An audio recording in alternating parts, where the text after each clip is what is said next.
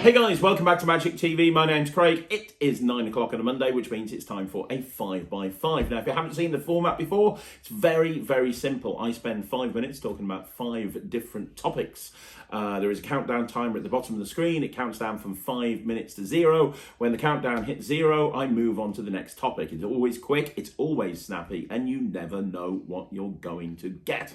So today we've got a whole bunch of different things that we're talking about, including one of my favourite routines to perform close up with a deck of cards that I've never really seen anyone do before. I performed it a little while ago on a Magic Live. It's flown under everyone's radar. We're going to start off by looking at that, and then we'll see what else happens. Let's start off with the first segment.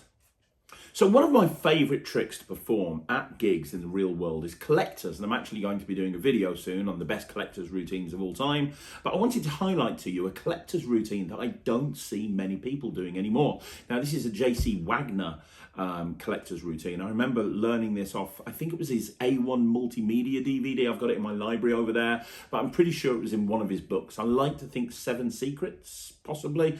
If you don't know who JC Wagner is, he's one of the best bar magicians of all time. Unfortunately, he's no longer with us. It was kind of, there's a lot of really great bar magicians. Doc Eason, I've talked about an awful lot. There's a whole bunch of them. Scotty York is another person who springs to mind, but JC Wagner was like the OG.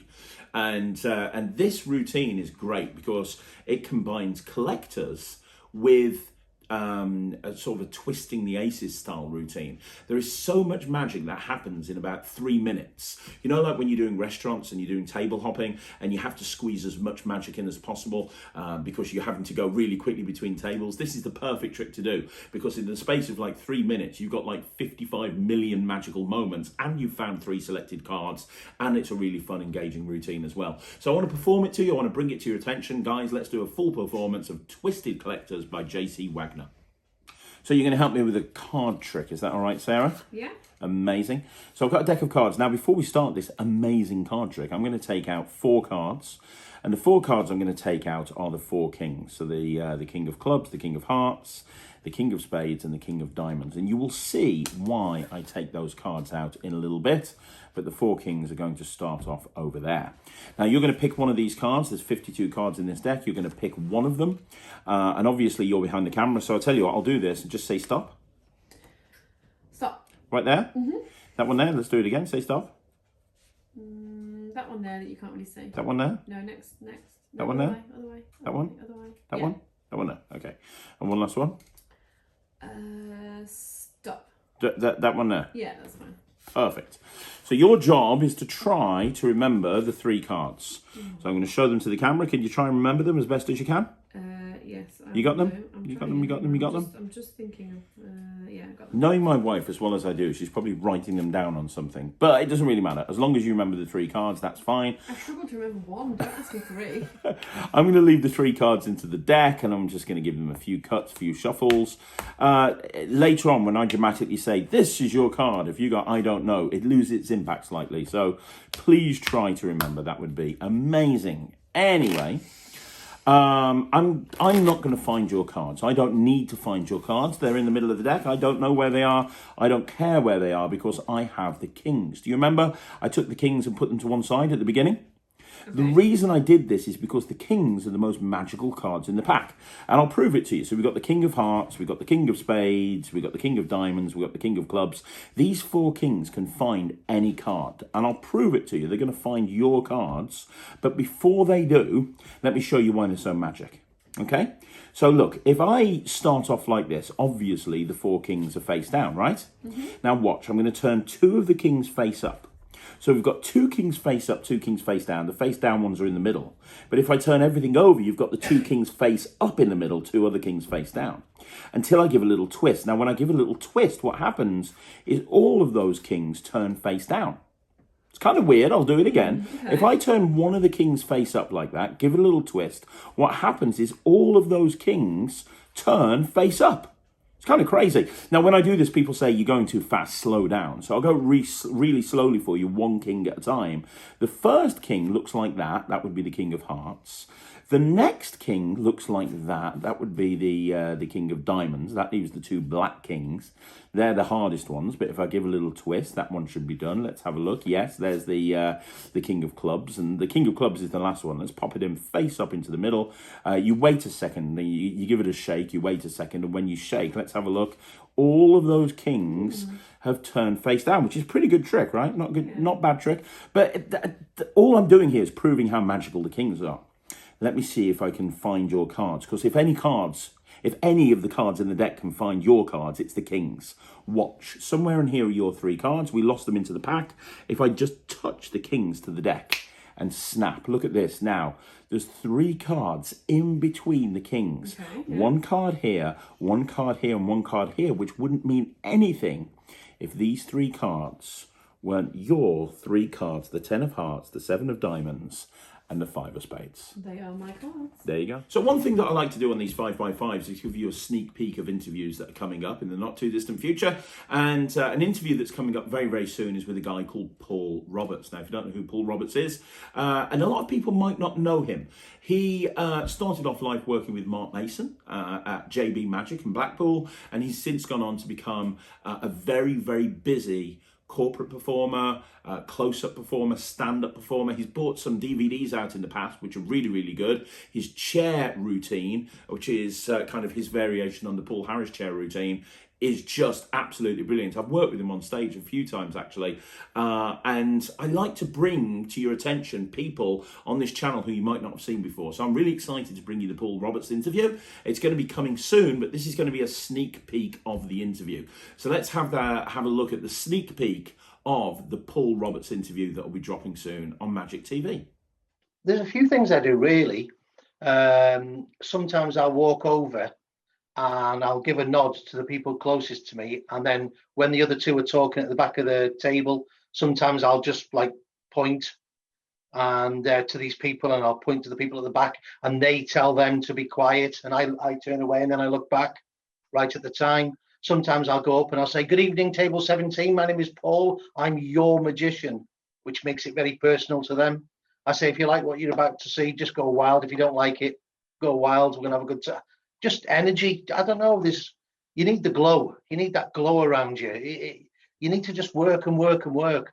A lot of the time as well is when I'm doing a trick, I might glance over to the next table, and I'll say to that table, I'll say, "I'll be with you in a minute," and then I carry on with this table. And we're having a laugh and we're doing jokes, and then the next table now are all primed for me. They can't wait now. They've seen this table having a good time, so now when I go over to that table, I spot the other table I'm going to go to next, and halfway through I'll find, and I'll be with you in a second, and then and here we go, and it's great. I love it.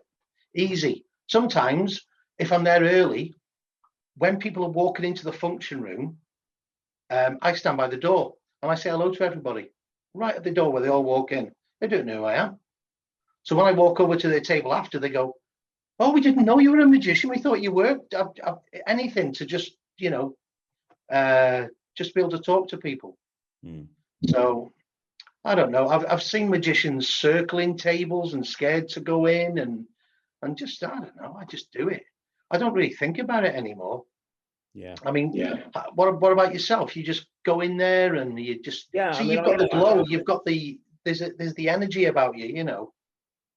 I try confidence. I think you've got to be larger than life, haven't you? You've got to go there and you've got to be larger than life. Good evening, ladies and gentlemen. Kind of just win them over right from the first second. I think that approach is something that's so important, and it's overlooked by so many magicians.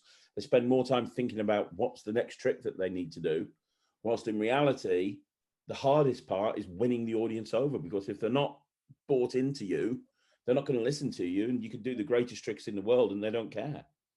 It's very interesting about the way the question that you asked me, because you said you've seen me working, you watch me go over to tables and get everyone's attention, but you probably never seen a trick that I do. You didn't know I did it if I did chop cup or think of a card or card under glass, or you don't even think. You're more interested in me going up to the table and commanding that, getting everyone's attention.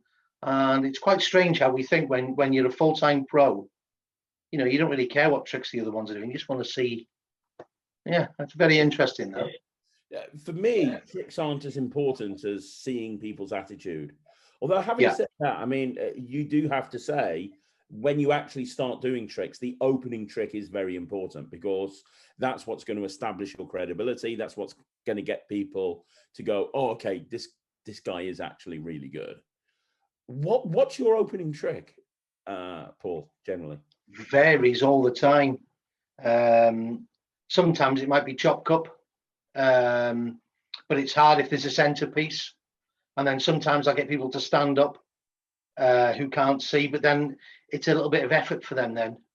So sometimes I do Wayne Dobson's ring flash, big flash of fire, which is great because the other table start looking. I'll be there in a minute. Oh, he's coming over. Oh, I can't wait.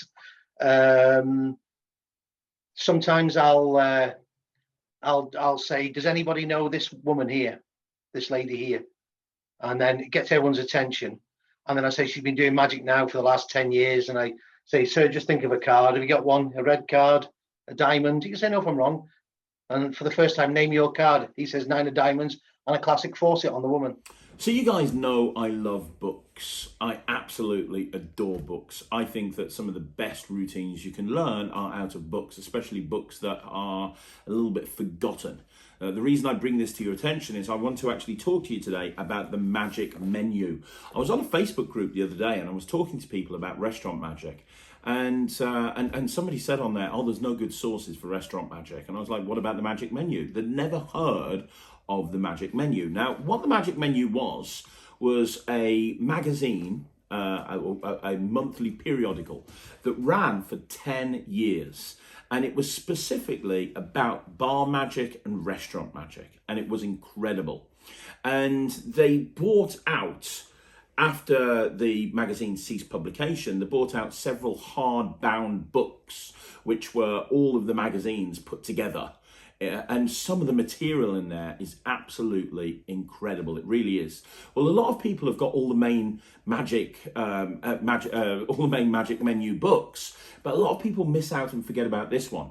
This is the final volume, the final 4 issues. And for some reason, I've spoke to people who are aware of the magic menu, and they this has fallen off their radar. They aren't aware about this. As it says here, listen, after 10 years and 60 issues, the magic menu ceased being the International Journal for Professional Restaurant and Bar Magicians and became the Professional Journal for the Working Close-Up Magician.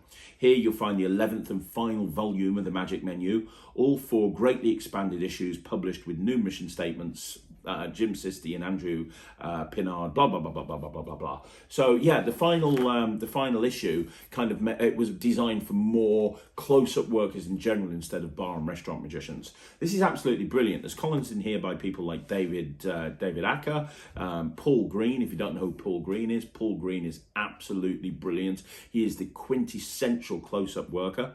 And Eric Hennings has a column in here called The Financial Wizard, where he talks about the business side of magic and he talks about the money side of magic, which a lot of people don't think of. You've also got Scott Davis talking about real world marketing. And even though this is an older book, a lot of the stuff that he talks about is as valid today as it was back then. Trust me, as somebody who really loves marketing, I know. I want to bring this book to your attention, but I also want you guys to understand that you can get the magic menu out there. It is available. And if you are looking to get into restaurant magic, if you are looking to get into bar magic, if you're looking to get into anything like that, then buying the sort of the collected works of the magic menu is really a must-have, because not only is there tricks, and let's face it, there are loads of tricks, but not only are there tricks and columns, but there's also advice, tons of advice on working a restaurant, how to work a restaurant, what to do about tips, how to actually get a restaurant, how to keep a restaurant, how to make a restaurant work for you. All of this information is available inside the collected works of the magic menu. But the problem is, a lot of newer magicians, they aren't even aware of this, or they think that the information and the tricks aren't going to be valid in 2021. Well, you trust me, the information is just as valid now as it was back then. And a lot of the tricks that are taught are super awesome, and they're hidden because nobody knows about them. You don't think about looking at a magazine that came out 15 years ago to learn a particular trick. Nobody ever thinks that. And you know what else is really interesting about reading the Magic Menu, whether it be this or any of the other volumes? What's really interesting is going through the reviews for tricks that came out sort of 15, 20 years ago and having a look at the ad copy for tricks and the reviews for tricks that came out so long ago. Compare that to now, and compare the amount of tricks that came out all those years ago compared to the amount of tricks that comes out now. It's very eye-opening, to be perfectly honest. So yeah, if you are a restaurant worker, if you are a bar worker, or if you want to become a restaurant worker or you want to become a bar worker, then I could highly recommend the Magic Menu. Jim Sisti, who put this whole thing together, did an incredible job. And the 3 routines that I can think of, maybe I'll do a Magic Menu special. Well, to perform some of the tricks at the Magic Menu. I think that might be a good idea. Let me know in the comments down below if you think that's a good idea. I think that's an awesome idea. I think I might do a Magic Menu review show special, or a Magic Menu sort of 5x5 special or something like that. But let me know in the comments down below if you've actually read the Magic Menu. And if you do, are you as passionate about it as I am? I'd love to know. So earlier on, I performed for you JC Wagner's Twisted Collectors, which is a really nice collector's routine, and it combines collectors with twisting the aces. I love that routine. I want to bring another twisting routine to your attention right now. What I want to talk about is I want to talk about a routine by John Gustafaro. Now, this was first published on his Brainstormer DVDs, which he brought out through L&L Publishing. It was also then republished with a 1 degree twist in his book 1 Degree, and I think a variation of it is been in one of his ebooks as well. This follows a similar structure to what you saw in the first routine that I did at the beginning of this video, but the difference is there's no selected cards. It's not a collector's routine, it's a twisting routine, but it's great because there are so many moments of magic. So it starts the same way, but they name a 4 of a kind. So you take that 4 of a kind out, you then proceed to do a really clean twisting routine, and then at that point the backs, or you go into like a mini all backs routine, and then just when they think what's going on, you take those cards and you turn them into the 4 aces. Then, on the offbeat, you then take those cards, put them on the table or into the spectator's hands, and you turn them back into the 4 of a kind that they named, and then you're in a position where you can do any type of 4 of a kind production to produce the aces again. I mean, there's so many moments of magic, and the reason I'm bringing this to your attention is a lot of the time, if I'm performing Twisted Collectors, I'll alternate Twisted Collectors on one table with this on another table, and they work together really well. Very similar, but also very different. I wanted to bring this to your attention as well, so let's have a look at a full performance of this routine. Okay, so we're going to do a trick with a pack of playing cards, 52 cards. You're gonna name a 4 of a kind, like the 4 sevens, 4 tens, 4 threes, 4 aces, 4 jacks. Whichever 4 of a kind you name, that's what I'm going to use. What would you like? The 4 8s. You sure? Mm-hmm. Okay, so we're going to take out the 4 8s. We've got the 8 of hearts, the 8 of clubs, the 8 of diamonds, and the 8 of spades. The 4 8s, yeah? Yeah. And this trick, Sarah, is all about choices. And you have lots of choices that you get to make throughout the trick. And the first choice is, are you sure you want the 8s? Yeah. Okay. So I'm going to show you a trick with just the 8. So again, we've got the 8 of diamonds, we've got the 8 of clubs, we've got the 8 of hearts, and the 8 of spades. I'm going to do a trick with just the 4 8s, okay? Okay. And magicians aren't meant to tell you what the trick's going to happen, but I am. I'm going to take these 4 8s and make them turn face down one at a time. Would that be good? Yeah. Now, when I say one at a time, I'm not going to do that because that's not magic. That's stupid. I really am going to turn these 8s over one at a time. Every time I snap, you see, when I snap my fingers like that, what happens is the first 8 turns face down, which is pretty good. But if I snap my fingers again, what happens is now we have 2 8s face up and 2 8s face down.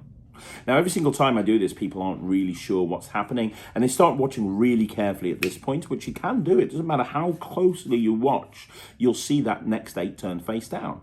That leaves us with one last one, which is the 8 of hearts. It goes face up in between the others. Nothing happens till I snap my fingers, and that's when that last one turns face down. Now, I'm going to break the unwritten rule of magic. I'm going to tell you how this trick works. I'm going to get kicked out of the magic circle for this for the third time, but I don't care. I'm going to tell you how it works. It's very simple. They're special cards. They're gimmicked cards. See, they've got backs on both sides. This one here has a back on both sides. This one here has a back on both sides. Yeah. This one has a back on both sides. This one has a back on both sides. The cards have got backs on both sides. So if I can make it look like the cards have got backs on both sides, I can make it look like anything. So for example, I could take this card and make it look like it's an ace. In fact, I could go one step further and I could give the cards a twist. And I could make that bottom card look like it's an ace. In fact, I could snap my fingers one more time and I could make it look like we don't have any eights. In actual fact, all we have are aces, which is pretty good, right? Yeah. But there's a problem with this trick. Do you know what the problem is? No. The problem is, I promised you I would do a trick with whichever four of a kind you wanted.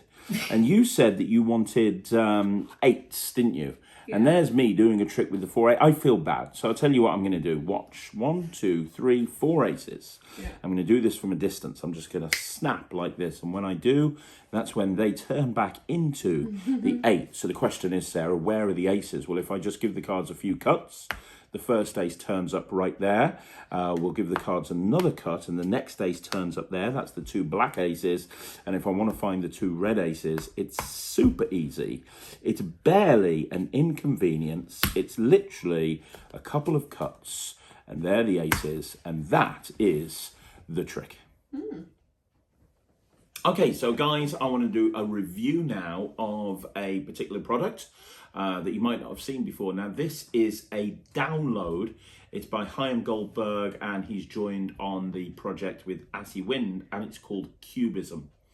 Now, I can't perform this for you, and the reason I can't perform it is because when you buy the trick, you're basically not given the rights to perform the routine on any video platform. So you can't perform it on TV, you can't perform it on social media. But a lot of people wanted me to talk more about this because I mentioned the Cubism routine in my magic stuff video that I did a few weeks ago, which is what's in Craig's cabaret case. And I mentioned Cubism there. So I thought I'd give it a kind of a quick review. First of all, it's an incredible routine. I'm going to tell you right away, it's going to get 100%. Ryland performed this routine, I performed this routine as well. And what happens is, in essence, I think I'm allowed to describe it to you, although if you look up Cubism, you'll see kind of selected performances of it. You have 4 Rubik's Cubes, which apparently are mixed. And the premise or the hook into this is quite nice because you bring out a Rubik's Cube. You can start with 1 Rubik's Cube and you can do some cube solving if you want to. But you bring out 1 cube and you say, look, if I can solve that cube, would that be pretty good? And they'll normally say, yeah, and you go, well, it is, other than the fact that I've been solving cubes for a long time. My average time is like 30 seconds, so it wouldn't be that impressive, really. But what if I took a 2nd cube and a 3rd cube and a 4th cube? And what if I could solve 4 cubes? Well, immediately the audience are like, oh, yeah, that'd be really good.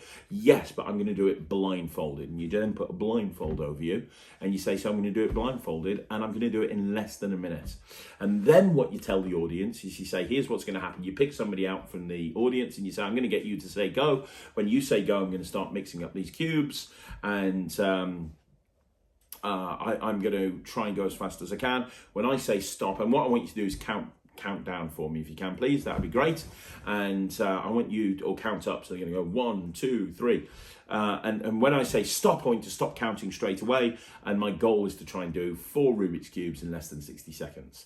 And you can have a lot of byplay there, and I do have a lot of byplay, and it's very fun, that moment. If you've ever seen like John Archer's Magic Square routine, you can get the same sort of comedy out of this as you would a Magic Square routine. And then you get them to say go. You've got the tension there because you're blindfolded. You've got the 4 Rubik's Cubes, you're mixing them up. They say stop, and when they say, you say stop, and let's say you stop them on 42 seconds, you take the blindfold off and you look down and the cubes are still mixed up, like you've done nothing. You've picked up the cubes, and although they've seen that you've been mixing these cubes up blindfolded, you haven't solved them, nothing's happened. And you've got that magician in trouble moment there. It's kind of like, oh my gosh, the magician screwed up. It's actually a really funny moment. And then you say, well, yeah, really sorry about that, guys. Sometimes magic doesn't work. And then you take the 4 cubes and you stack them up. So 2 and 2. So you've got like a 2 and 2. And I have a nice little sort of lazy Susan type thing on my table. And I say, and I put them on there. And I say, you know, there's many ways to solve a Rubik's Cube. That's just one of, you know, millions of ways. And you say you could have stopped at any point. When did you stop? You stopped for 42 seconds. And you turn the cubes around, and now that side of the cubes has been kind of mixed up to a point that it looks like a 4 and a 2.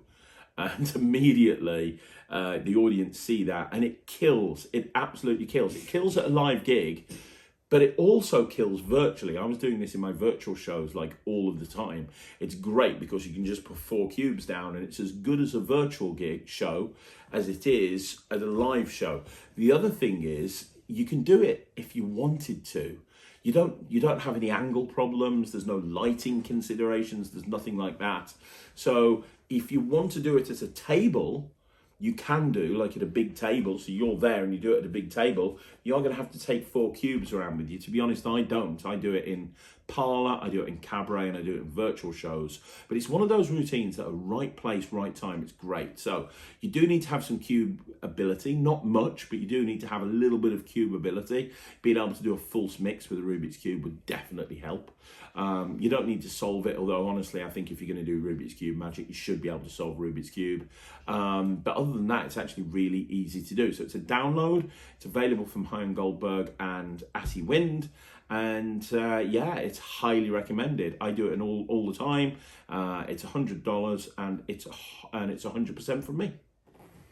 So there you go, guys. That is another 5x5 in the bag. Do me a favor, let me know what you think in the comments down below. Don't forget to like the video, subscribe to the channel, and as I say, leave a comment. And also, try that Twisted Collectors. Go out your way to find the JC Wagner DVDs or the JC Wagner books. I think it's in 7 Secrets. And go and learn that Twisted Collectors, because it is absolutely amazing. And I'm going to be back again tomorrow. I'm going to have a Magic Shorts at 2 o'clock. At 6 o'clock, there's going to be a Magic Live, and at 9 o'clock, we're going to be back with a Talk Magic, and 5x5 will be back here again next Monday at 9 o'clock. I'll see you then. Thanks very much for watching. My name's Craig from Magic TV.